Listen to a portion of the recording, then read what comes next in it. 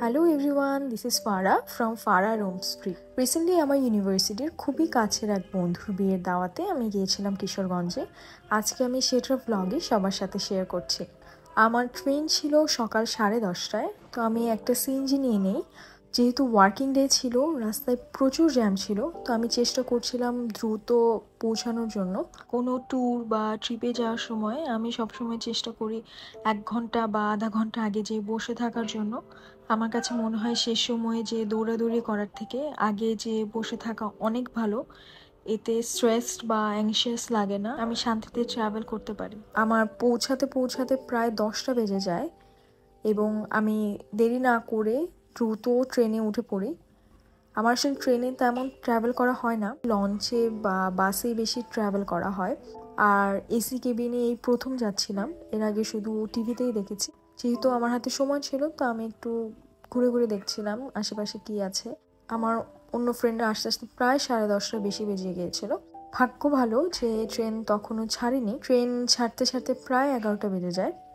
এরপর পুরো রাস্তা আমরা ফ্রেন্ডরা গল্প করতে করতে যাচ্ছিলাম। যেহেতু ভার্সিটি নাই, সো রেগুলার ওরকম দেখা হয় না এখন আর।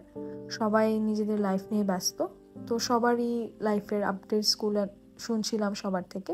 এভাবে গল্প করতে করতে একদম কিশোরগঞ্জে পৌঁছে গেলাম। আমাদের প্রায় 4 ঘন্টার মতো লেগেছিল। স্টেশন থেকে নেমেই একটা অটো নিয়ে ডিরেক্ট হোটেলে চলে গেলাম। হোটেল কাছেই ছিল, বেশিক্ষণ লাগেনি। হোটেলে জাস্ট ব্যাগটা রেখে কোনোরকম ফ্রেশ হয়ে লাঞ্চ করতে বের হয়ে গেলাম। খুবই টায়ার্ড ছিলাম, সো তাড়াতাড়ি খেয়ে হোটেলে ব্যাক করে একটু রেস্ট নিয়ে নিলাম। যেহেতু হিন্দু বিয়ে ছিল, সো অনেক রাতেই মেইন প্রোগ্রাম শুরু হওয়ার কথা। তো আস্তে ধীরে আমরা রেডি হচ্ছিলাম। রেডি হয়ে এরপর বের হয়ে গেলাম। ভেন্যু কাছেই ছিল, ঘরোয়া ওয়েডিং ছিল ওর বাসার কাছে।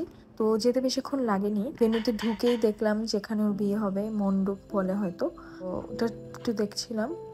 এরপরে দেখলাম আমাদের বউ স্টেজে বসে আছে সুন্দর করে সেজে গুজে, খুবই সুন্দর লাগছিল ওকে। এরপর ওর সাথে কিছু ভিডিও আর ছবি তুলে নিলাম।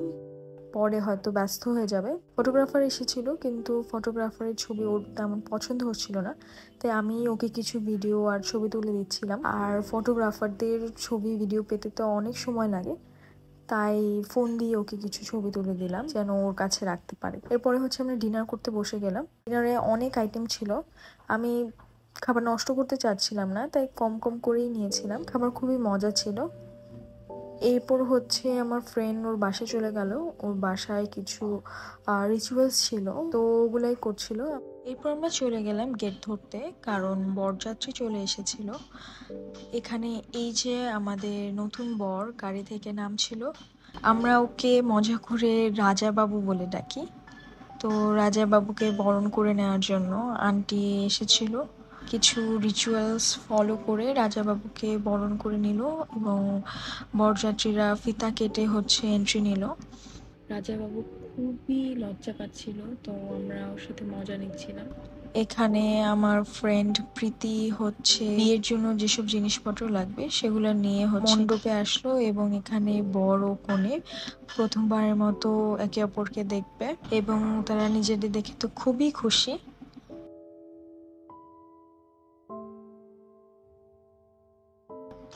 এরপর আরো কিছু হচ্ছে রিচুয়ালস হচ্ছিল। আমি আসলে যেহেতু নামগুলো সঠিকভাবে জানি না, তাই ভুলভাল বলতে চাচ্ছি না। এরপর মালা বদলের পালা এবং এখানে সবাই খুব মজা করছিল।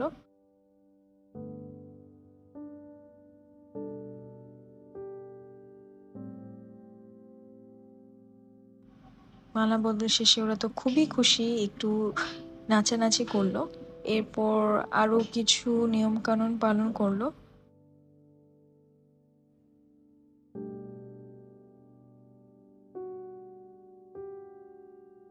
ফাইনালি সিঁদুর দেওয়ার পালা। এর মাঝে বিয়ের অনেকগুলো রিচুয়ালস ছিল, আমি আসলে সবগুলো ক্লিপ অ্যাড করিনি, কারণ ভিডিওটা অনেক বেশি বড় হয়ে যাচ্ছিল আর আমি এত বড় করতে চাচ্ছিলাম না। আপনারা যদি দেখতে চান তাহলে আমাকে জানাবেন, আমি আরেকটি ভিডিও বানানোর চেষ্টা করব। বিয়ের আনুষ্ঠানিকতা শেষে আংটি খেলার মতো আয়োজন করা হয়েছিল। এগুলো শেষ করতে করতে ভোর প্রায় 5:30টার মতো বেজে গিয়েছিল। যেহেতু আমাদের ঢাকায় ব্যাক করতে হতো, তাই আমরা নতুন দম্পতির থেকে বিদায় নিয়ে একটা রিক্সা নিয়ে ডিরেক্ট হোটেলে চলে আসলাম। ব্যাগটা কোনো রকম গুছিয়ে আরেকটা অটো নিয়ে বাস স্ট্যান্ডে চলে আসলাম এবং একটা ঢাকার বাসে উঠে পড়লাম। ঢাকায় পৌঁছাতে পৌঁছাতে প্রায় 12টার মতো বেজে গিয়েছিল। আর এভাবেই আমাদের জার্নিটা শেষ হয়ে যায়। আশা করি আজকের ব্লগটা সবার ভালো লেগেছে। সবাই ভালো থাকবেন। ওকে, বাই।